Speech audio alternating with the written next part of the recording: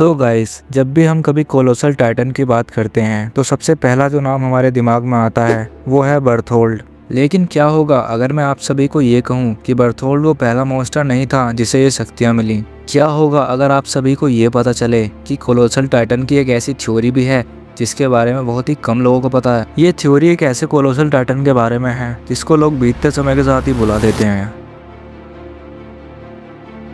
ये उस समय की बात है जब टाइटन पावर को 9 अलग अलग टाइटन्स में डिवाइड कर दिया गया था। उनमें से कोलोसल टाइटन ही था जिसको डिस्ट्रक्शन का गॉड कहा जाता था। इसे इसकी स्पीड के लिए नहीं जाना जाता, इसे जाना जाता है तो इसकी डिस्ट्रक्टिव पावर और स्किल्स की वजह से। इस अकेले टाइटन में इतनी शक्तियां हैं कि ये एक वॉर को इंस्टेंटली खत्म करने का दम रखता है। इसके ट्रांसफॉर्म होते वक्त जो ब्लास्ट होता है उससे एक नॉर्मल इंसान का बच पाना लगभग इम्पॉसिबल है।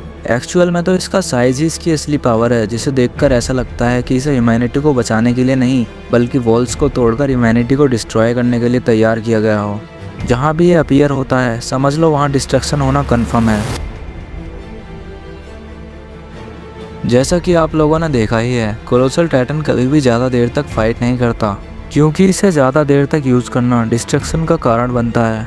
सिटीज़ और लैंड्स एक झटके में ही बर्बाद हो जाते हैं और यही है कोलोसल टाइटन का भयानक अस्तित्व, जिसकी वजह से हिस्ट्री में केवल बैटल्स को ही रिकॉर्ड किया गया, ना कि उनमें होने वाली बर्बादी को। इसी की वजह से पिछले समय के शिफ्टर्स को कोई याद नहीं रखता। यही वो थ्योरी है जिसका आप सभी को बहुत ही देर से इंतज़ार था। बर्थोल्ड से पहले भी एक कोलोसल टाइटन शिफ्टर था जिसको सब बोलते थे द साइलेंट कोलोसस। चलिए अब हम जानते हैं ये साइलेंट कोलोसस था कौन। ये शिफ्टर ऐसा था जिसे लड़ाई झगड़े में बिल्कुल भी दिलचस्पी नहीं थी। वो बस अपने कोलोसल टाइटन के अपीयरेंस से ही दूसरी आर्मी को डराने का काम करता था। उसका मानना ये था कि कोलोसल टाइटन की असली पावर का मतलब डिस्ट्रक्शन नहीं, डर है। उसका काम बस इतना था कि वो ट्रांसफॉर्म होने के बाद एक ही जगह खड़ा रहता था, जिसे देखकर ही सामने वाली आर्मी सरेंडर कर देती थी। और वो आर्मी सरेंडर करे भी क्यों ना, अपने सामने एक 60 मीटर के टाइटन को खड़ा देखकर सबकी पैंट गीली हो जाएगी भाई। क्या आप जानते हैं कि उसे हिस्ट्री से इरेज क्यों कर दिया गया? इसका रीज़न ये है कि साइलेंट कोलोसस रेयरली ही ट्रांसफॉर्म करता था। उसका ये मानना था कि उसकी एक ट्रांसफॉर्मेशन से ही कई लैंड्स तबाह हो जाते हैं। तो अच्छा यही होगा अगर मैं अपनी पावर्स को सिर्फ तब यूज़ करूं जब उनकी सबसे ज़्यादा ज़रूरत हो।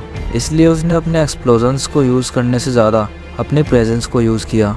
पर यह बात मार्लियंस को पसंद नहीं आई। उन्हें लगने लगा कि कोलोसल टाइटन की शक्ति शायद किसी गलत इंसान के पास जा चुकी है, जिससे कि आगे जाकर उनकी आर्मी को बहुत बड़ा नुकसान भी झेलने को मिल सकता है। थ्योरी के अकॉर्डिंग उसे सीक्रेटली ही ख़त्म कर दिया गया बिना किसी एविडेंस के।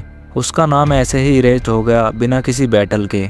और उसके जाने के बाद कोलोसल टाइटन को केवल एक वेपन की तरह ही यूज़ किया जाने लगा। बहुत समय बाद कोलोसल टाइटन का कमबैक हुआ, जिसे आज हम एओटी में एक्सप्लोजन गॉड के नाम से भी जानते हैं। ये उस समय की बात है जब बर्थोल्ड को कोलोसल टाइटन शिफ्टर के लिए चुना गया। उसी दिन से मार्लियंस ने एक ऐसी फोर्स तैयार कर ली जो वार्निंग नहीं देती, सीधा अपने एनिमीज़ को जड़ से ख़त्म कर देती है। बर्थोल्ड दिखने में भले ही ऐसा लगता हो कि उसे ये लड़ाई झगड़ा और डिस्ट्रक्शन बिल्कुल भी पसंद नहीं है, पर यह बात सच है कि वो एक ट्रू मॉन्स्टर है जिसे मार्लियंस के द्वारा मैनिपुलेट करके बनाया गया। यही था कोलोसल टाइटन का वो शिफ्टर जिससे कोई भी रहम की उम्मीद नहीं कर सकता। क्या आपने कभी सोचा है कि कोलोसल टाइटन कभी भी फाइट की शुरुआत में दिखाई क्यों नहीं देता?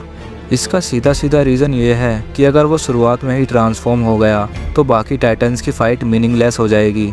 इसलिए इसे हमेशा एंड में ही दिखाया जाता है। कोलोसल टाइटन केवल एक मॉन्स्टर नहीं है, ये एक वार्निंग है उन सभी के लिए जो अपने फ्यूचर के लिए सपने देखते हैं। मैं तुम सभी के सपनों को एक पल में मिटा सकता हूँ। तो गाइस, अगर आपको ये वीडियो पसंद आई और आप ऐसी वीडियोस और चाहते हैं तो वीडियो को लाइक करके चैनल को सब्सक्राइब ज़रूर कर देना।